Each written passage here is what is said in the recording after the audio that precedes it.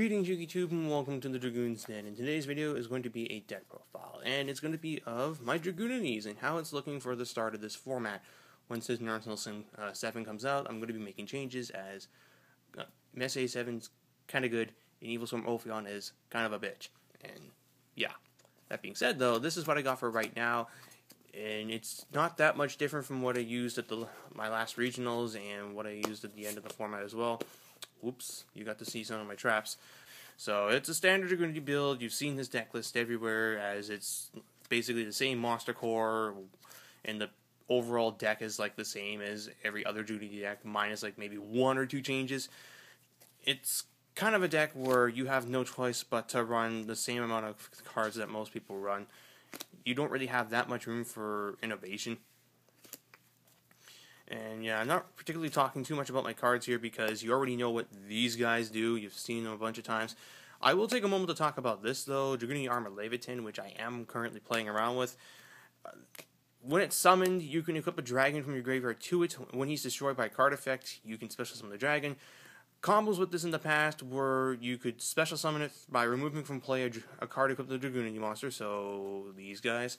And then you could equip the Phalanx, special the Phalanx, go in the Trident and kill.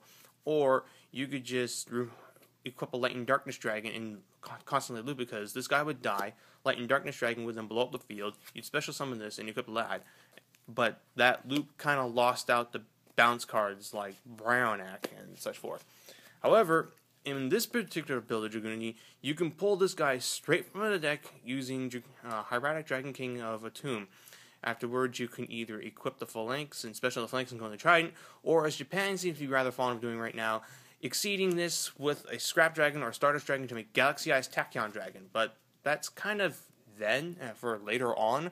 Right now, though, yeah, you pull it out with a Tomb, and you can just OTK your opponent if you managed to catch them unawares. Like, say you're playing against Prophecy, and they opened with 5 spells in their hand and a Spellbook Magician of Prophecy. Well, you can completely take advantage of that and just go for game right there. Do not even try to grind the game out. Just go for the kill. That's what this guy does. And yeah, he's also a win, which will be relevant in May. Afterwards, you've got your 2 Zephyros. They're kind of really good for the deck. And then the 1 copy of Red Eyes Darkness Metal Dragon. No Garuda the Wind Spirit. No Mist Valley Baby Brock. I'm not fond of Baby Brock, and Garuda's only good with Tempest. Right now, I would not run it.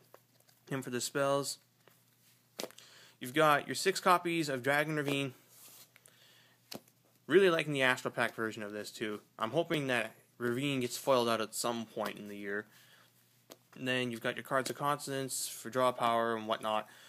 2 Forbidden Lance to get around Evac and Prison and such forth. I'm sure later on this card's going to be completely irrelevant when Night Beam can be used to pick away back row. I know Japan's really fond of maxing out on Night Beam and MST, but I don't believe that's required yet with Dragunity. Tachyon, yes, but right now, not so much. Then the 1 copy of Book of Moon. This is rather important for getting over Thunder King Ryo and Mermail Abyss Giles. Abyss Giles is kind of a problem. Level 5 and higher monsters, when he has materials, can attack, and Dragunity kind of relies on level 5 and higher monsters to make their power plays. Plus, he can just negate your field, and that's not good. So, Book puts it down. Foolish is kind of dumb in here. Heavy is also kind of dumb, and yeah. Again, I don't particularly feel like I need to explain a whole bunch of the deck, as you know what you're going to do by this point. And for the traps, double bottomless. It's kind of very important. Double evac device. Again, it's a means of clearing those threat lockdown monsters like Abyss Giles and the upcoming Ophion. Yeah, they can chain their infection to it, but oh well, that means that they can't dress it for the turn, and that means you can summon Legionnaire, equip Acklys, and then launch the Acklys at it, and then pop the Ophion and pop another back row. But yeah, this is just kind of proactive removal to threat monsters like Ophion and Abyss Giles. 2 copies of Phoenix Chain. I have been going back and forth between this and Breakthrough Skill. Right now, I'm liking Chain for its ability to not only stop monster effects, but to also stop attacks. That's the important one. Phoenix Chain can stop the big monster from coming at you. And then on your turn, you can just make a Scrap Dragon, pop the Chain, pop the monster, or pop the back row, and then beat over the monster. And then, lastly, the 2 Solemns, because that's all we got. Then for the extra deck, it's virtually identical to what I ran yeah, it pretty much is identical to what I've run in the past. It's just that I'm no longer running Blackwing Dragon. I'm now running Triton Dragon, but I'll go through it just nonetheless. So you got Catastor and Librarian, Gator, and the 3 Vajrayana. I have been asked if you can run the deck without 3. 2 is pushing it. 1, just flat out impossible. You go through these things way too fast, especially if you open any of the power plays, i.e.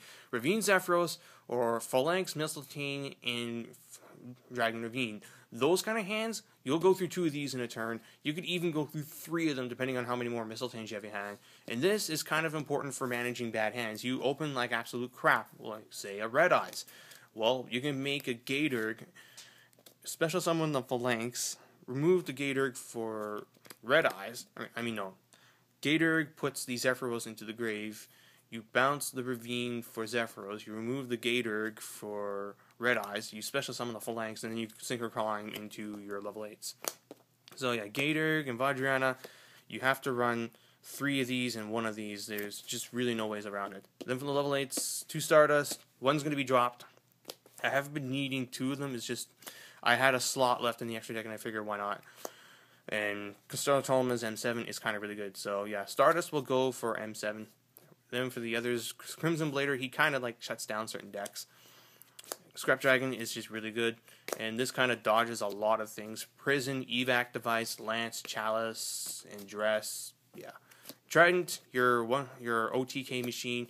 If you know your opponent doesn't have a Gores or a Trag, you can just go for the throat.